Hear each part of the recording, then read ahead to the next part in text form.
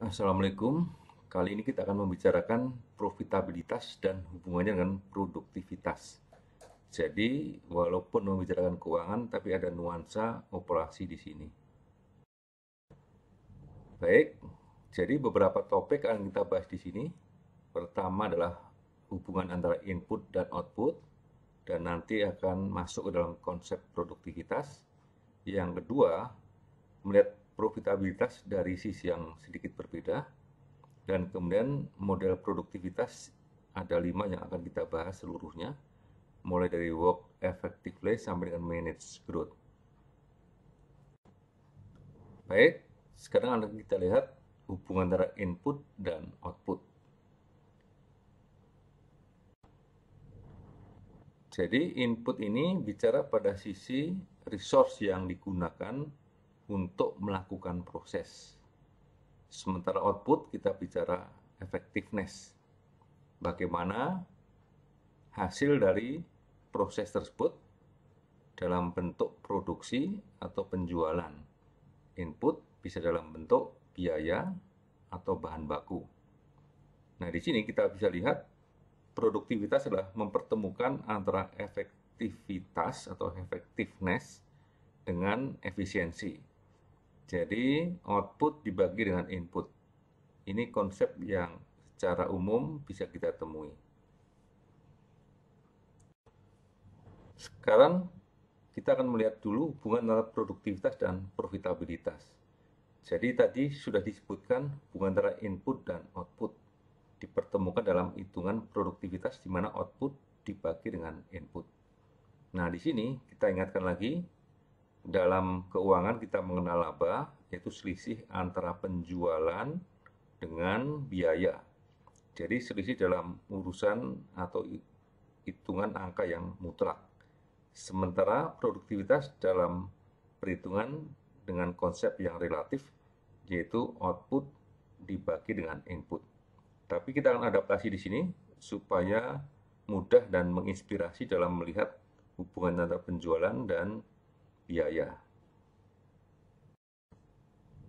Baik, jadi di sini sebenarnya ada 5 konsep produktivitas. Jadi yang pertama adalah work effectively, kemudian reduce cost, pare down, work smarter, manage growth. Kita akan melihat satu persatu setiap konsep yang ada di sini. Kita melihat pada sisi positifnya, itu kapan terjadi peningkatan produktivitas. Bisa kita lihat dari perubahan inputnya, outputnya, atau perubahan pada keduanya secara sekaligus. Baik, yang pertama adalah work effectively. Jadi outputnya meningkat, sementara inputnya turun.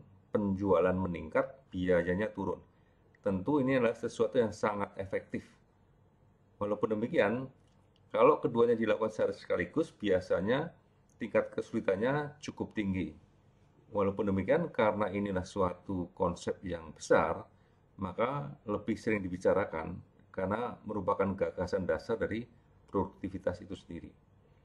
Dalam penerapannya, nanti kita bisa melihat variasinya ada beberapa macam. Baik, sekarang kita lihat di sini lah reduce cost. Jadi situasinya misalnya lah perusahaan tidak berhasil meningkatkan penjualan, penjualan stagnan, tidak berhasil ditingkatkan. Maka untuk meningkatkan laba, perusahaan tidak punya pilihan lain kecuali menurunkan biaya.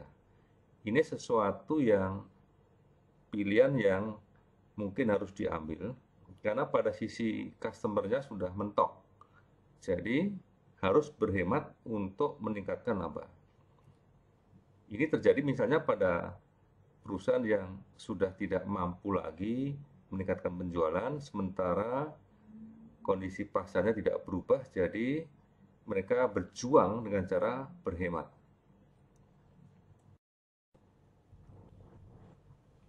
Pada waktu perusahaan masuk kondisi yang lebih berat, yaitu kondisi misalnya semacam krisis, penjualan sudah turun, maka di sini tingkat penurunan biaya dituntut lebih besar lagi. Jadi, peningkatan laba ini sesuatu yang sangat sulit dicapai di sini, tapi intinya adalah biaya tetap harus turun kalau perusahaan masih mau meningkatkan laba. Karena penjualan turun, maka penurunan biaya harus lebih banyak lagi. Jadi ini contoh penggunaan konsep yang terjadi pada waktu krisis. Kemudian work smarter. Misalnya perusahaan baru mau keluar dari krisis. Jadi kalau dilihat dari sisi biaya, mereka berada pada posisi yang stasioner yang sekarang, sementara penjualan sudah mulai meningkat. Nah ini kondisinya adalah ada semacam euforia, ya, karena penjualan meningkat sehingga perusahaan merasa lebih happy. Nah gangguannya adalah karena penjualan meningkat, maka biaya ada kecenderungan untuk meningkat. Ini yang harus ditahan terlebih dahulu. Karena kita baru keluar dari atau baru pulih dari krisis, sehingga sedapat mungkin tidak naik terlebih dahulu biaya-biaya yang ada. Kemudian kondisi yang terakhir adalah manage growth, perusahaan dalam posisi tumbuh. Jadi di sini penjualan meningkat pesat. Ya, peningkatan yang pesat ini membuat kita kadang-kadang agak longgar dalam biaya. Sehingga kenaikan biaya itu masih bisa dimaklumi karena kenaikan penjualannya jauh lebih tinggi dibandingkan dengan kenaikan dari biayanya. Nah, perusahaan yang tumbuh akan menghadapi kondisi seperti itu. Jadi, situasi ini cocok atau terjadi pada saat pertumbuhan tinggi dan marginnya itu cukup. Jadi demikian, ada 5 kondisi yang bisa kita hadapi, mulai dari work effectively, reduce cost, pare down, work smarter, dan manage growth. Kita bisa berada pada salah satu sisi, jadi di dalam perusahaan, kalau kita punya beberapa divisi, setiap divisi mungkin akan menghadapi kondisi yang berbeda, tidak harus sama antar divisi karena level persaingan maupun siklus hidup dari produknya juga berbeda-beda. Jadi, 5 kondisi inilah yang mungkin terjadi pada konsep produktivitas mengkaitkan antara output dengan input. Baik, sampai di sini. Sampai ketemu pada kesempatan yang lain. Wassalamualaikum warahmatullahi wabarakatuh.